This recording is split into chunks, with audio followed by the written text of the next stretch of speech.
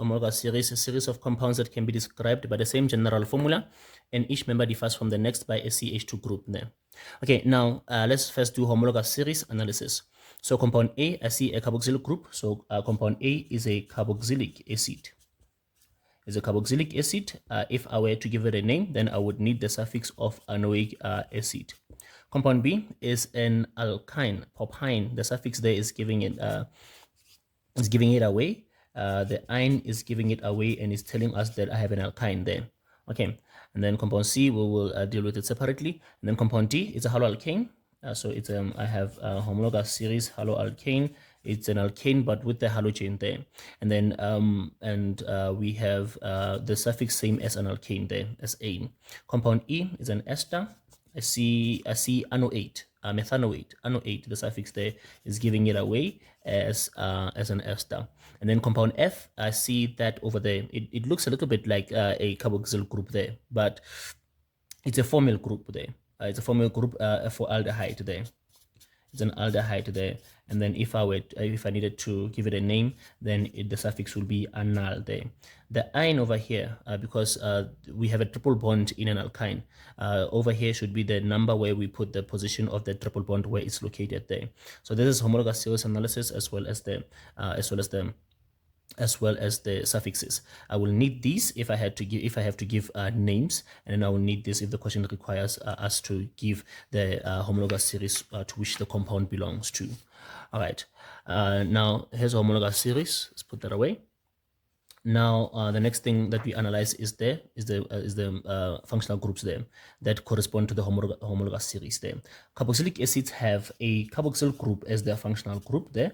This is called a carboxyl group there. Structure and name there, depending on the question, what the question will want there. Triple bond for an alkyne. Triple bond for compound B, alkyne. This is a triple bond there. The triple bond. Any extra information about an alkyne is that it's a hydrocarbon. Further than that, it is an unsaturated hydrocarbon. It's a hydrocarbon because it's a compound that consists of carbon and hydrogen only. And these are alkenes, and alkynes. They are hydrocarbons. But then now an alkene and an alkyne, they are unsaturated hydrocarbon. That means that they have a double bond or triple bond between carbon atoms. In this case, it's a triple bond between carbon atoms that makes it an unsaturated hydrocarbon there. That means alkanes will be saturated because they only have single bonds between carbon atoms here. So now we have an unsaturated hydrocarbon there. And then for compound D, it's a haloalkane there. So it's a halogen substituent over here like this, whereby X in this case is it's a bromo. And then now X is a placeholder for bromo, chloro, fluoro, or iodo. The halogen there, the halogens in group 7 of your periodic table there. These halogen substituent there. All right, and then compound E, we have ester. In order for me to draw an ester, I must always have this with me, the ester linkage. It must also always be there, ester linkage there. And then from there, I determine how many carbons am I going to put on the alcohol side, how many carbons am I going to put on the acid side there. From there, I need this first, and then the formyl group of an aldehyde there. Just that on that carbon, on that compound, it's pointing to the left there, but now I'm making it face to the right there, but it's the same thing. Ester linkage there, ester linkage. And then this is a formyl. It's a formyl group. This is a formyl group there. So this is homologous series, suffix, structure of the functional group, as well as the names of the functional groups. I will need this if I'm given a name like the B, propyne. And if I'm going to draw propyne, I need to have this. And yeah, I need to have it. If I'm going to draw ethyl methanoate, I'm going to need this there as well. So the functional groups are important for giving structures there. Okay, then next we analyze the general molecular formula, just knowing the general molecular formula of each one there for carboxylic acid, we have CN H2NO2, same as an ester.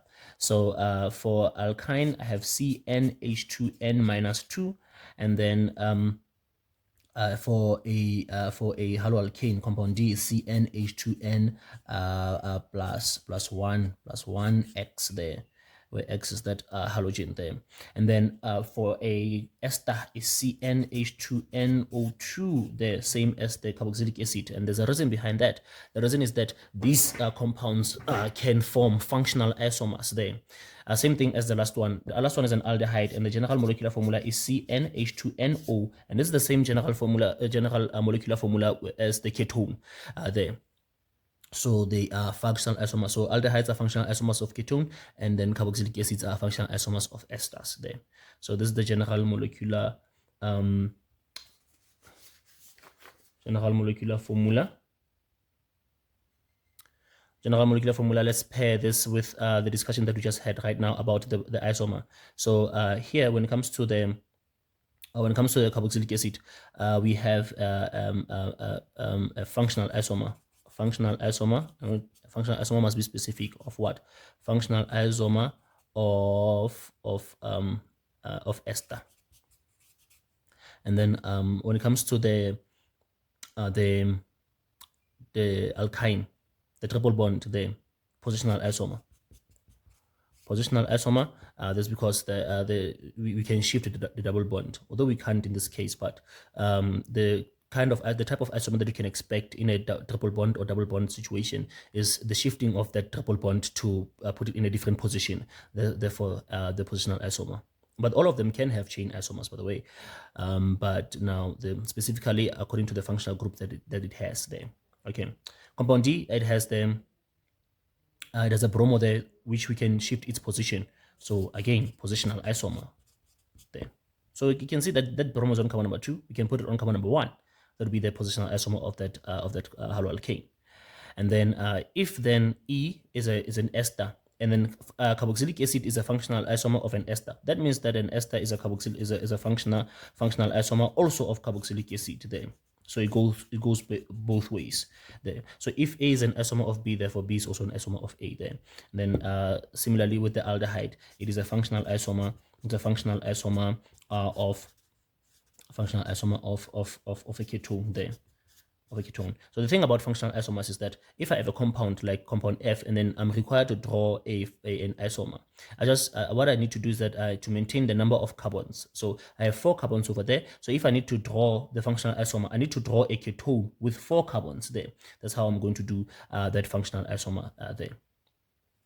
All right. So homologous series, functional groups, and then general molecular formula, the type of isomer, the suffix, and then now the next thing that we do now is to let's do naming and drawing of structures. Then let's do the easier ones. Let's see compound A. Now compound A, you look at compound A there, it's a carboxylic acid there. So where we don't have to worry about where do we start numbering, because where the functional group is there on the terminal carbon there, that's carbon number 1 always. Where it is carbon number 1, the rest will follow there, 2 and 3. So because we have a carboxylic acid, then the suffix will be anoic acid. The suffix will be anoic acid, and then the issue is that is an issue of how many carbons then? 3 carbons, then prop. So already we just have propanoic acid there, just like that there. All right, and then compound B. Compound B, what we see there is that we have propyne.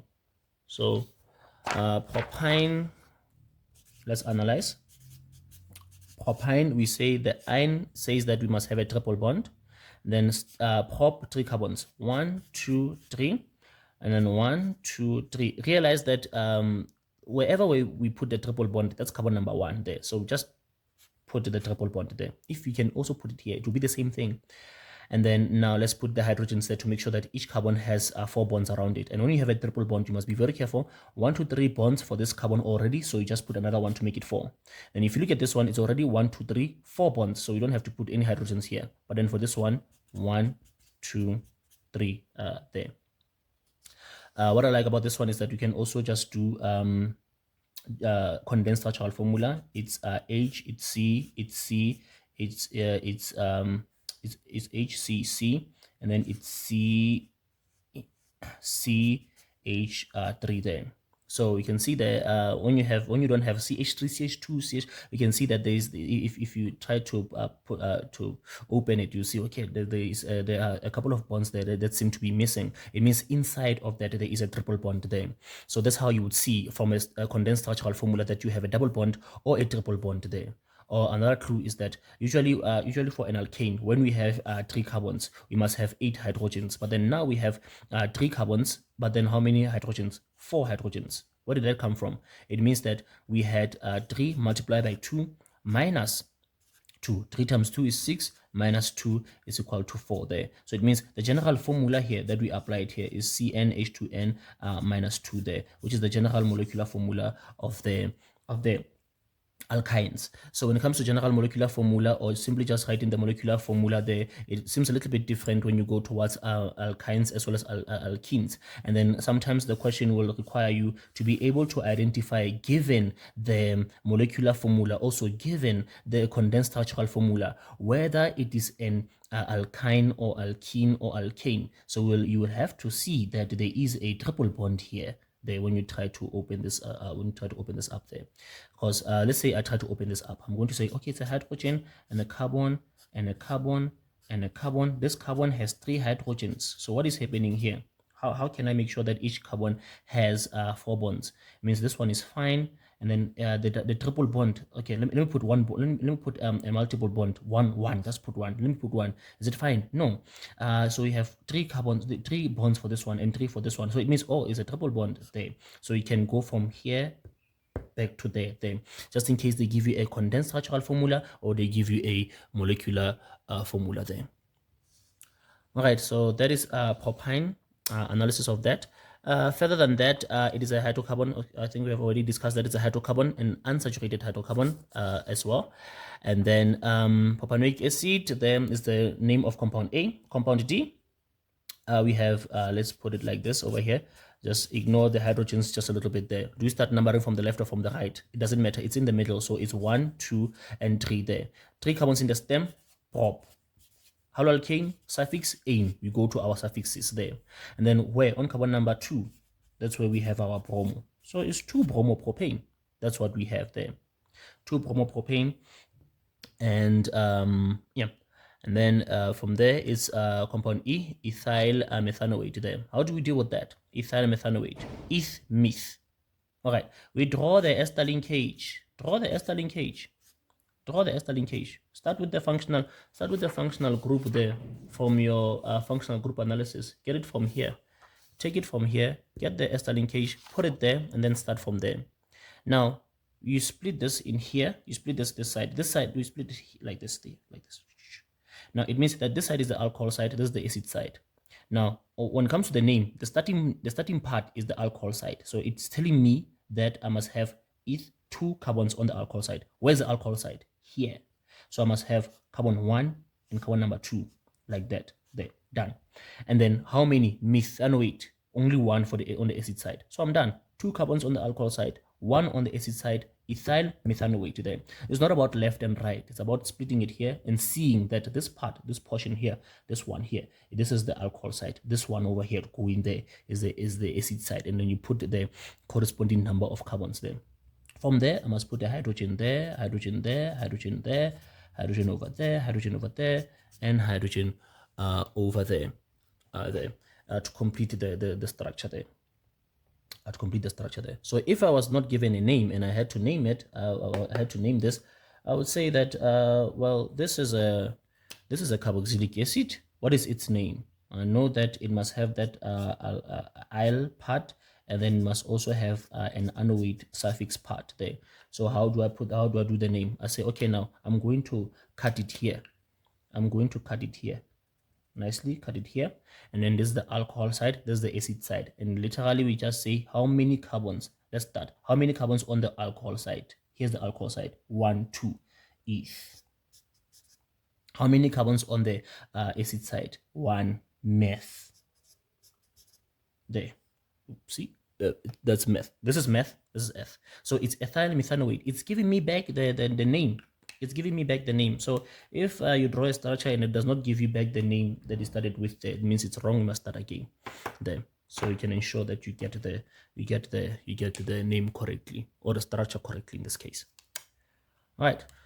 So further than that, just to take this a little bit more, a little bit further, is to say that you see now I have a carboxylic acid with a total of 3 carbons.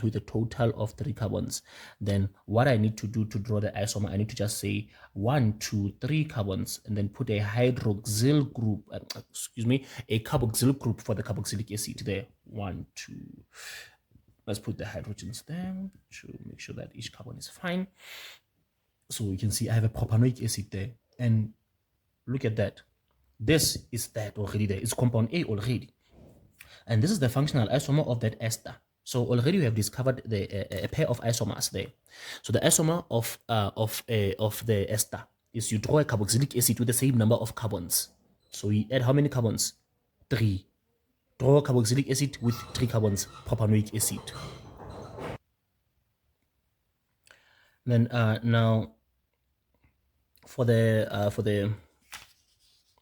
ketone over there, not the ketone, the aldehyde over there. What is the suffix? Anal.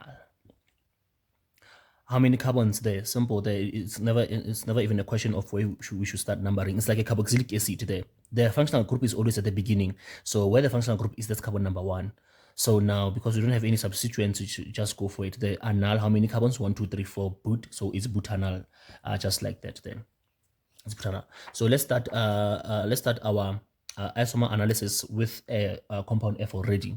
Now we said that the type of isomer we expect from an aldehyde is a functional isomer, which is a ketone. So now in order to draw the functional isomer of butanal, we must draw a ketone with 4 carbons. So let's do it. 1, 2, 3, 4 carbons. 1, 2, 3, 4 carbons. But then in order for it to be a ketone, this carbon double bond oxygen thing must not be within, must not be outside. It should be within there. Not necessarily in the middle, because when you have 3 carbons, it's going to be in the middle there. So I try to refrain from saying middle, because this is not necessarily middle there. So it's within there. If you put it here or here, doesn't matter. It's still on carbon number 2 there. And then this is the functional isomer of butanal there. The functional isomer of butanal. Let's see if there's any question that is looking for that. So you see the IUPAC name of compound F is butanal, so compound F is butanal. So they're looking for that. Draw the structural formula of compound E. Okay, we have already drawn that. Draw the structural formula of the functional group of compound B, general formula of compound B, give the molecular formula of D. Okay, molecular formula of compound D. Okay, so they're not looking for this, but then we're doing it anyway. So okay, let's do that as well. So here it is. So it's going to be carbon number 1, 2, 3, 4. We start from the left, as you can see there. This thing is more or less is more towards the left hand side. So 4 carbons in the stem is but the stem for the suffix for a ketone is unknown. So but before we put the on, we put the position is 2, and then we say on. So it's butan 2 on. Butanal, butan 2 on.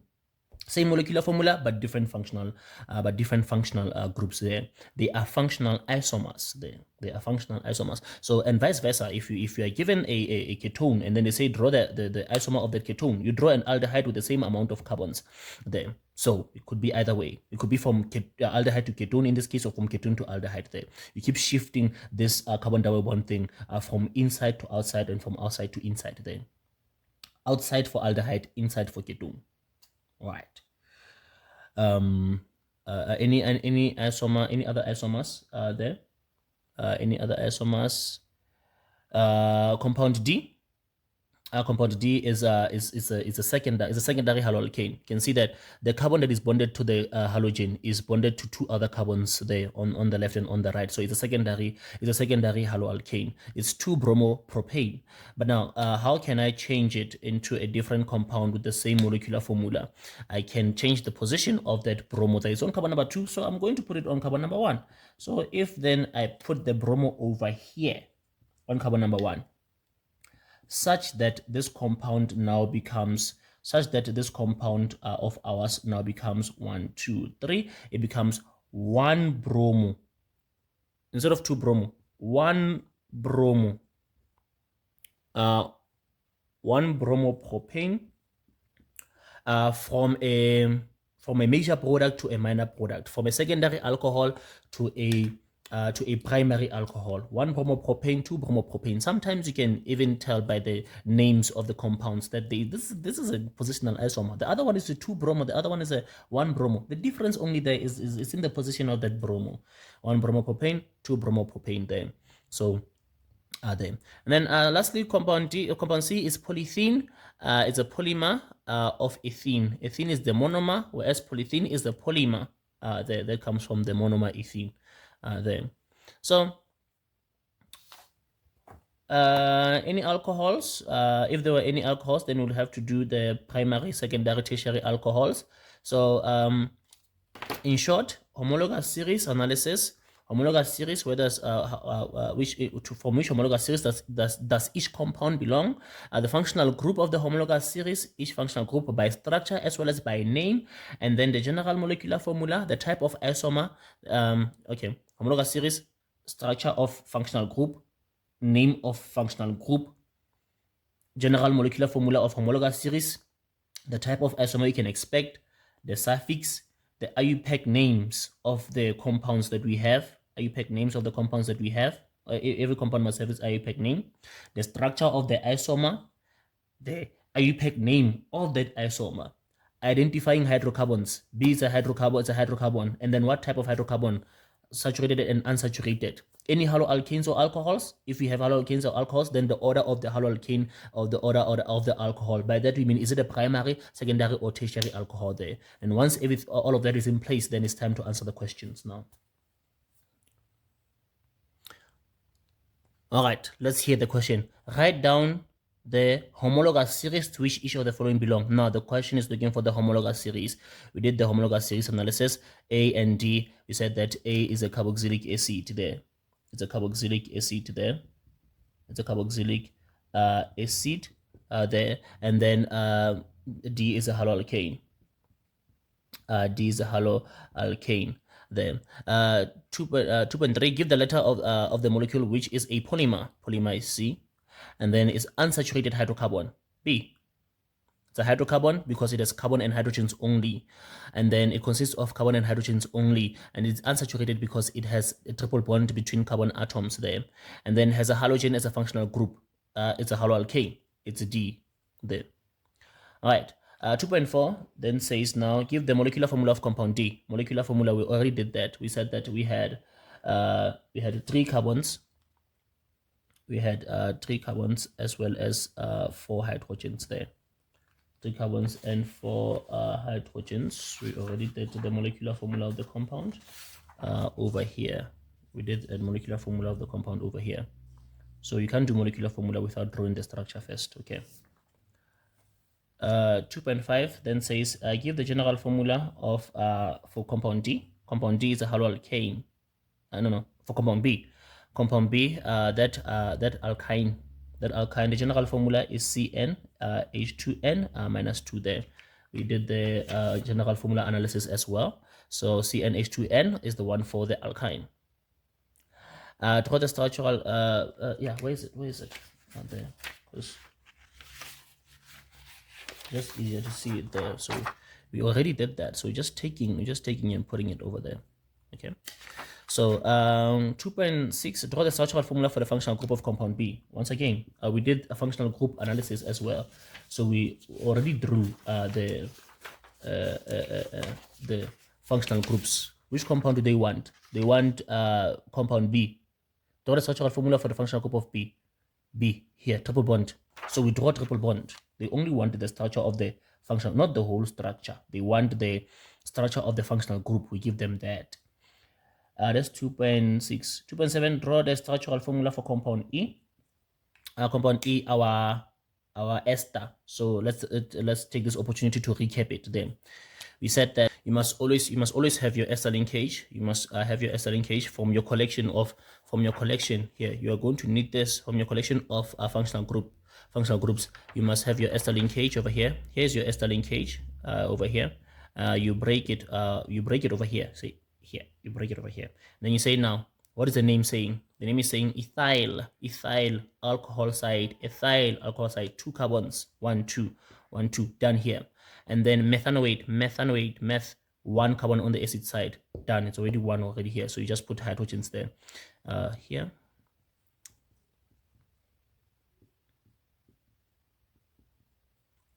And this is your ethyl methanoate there.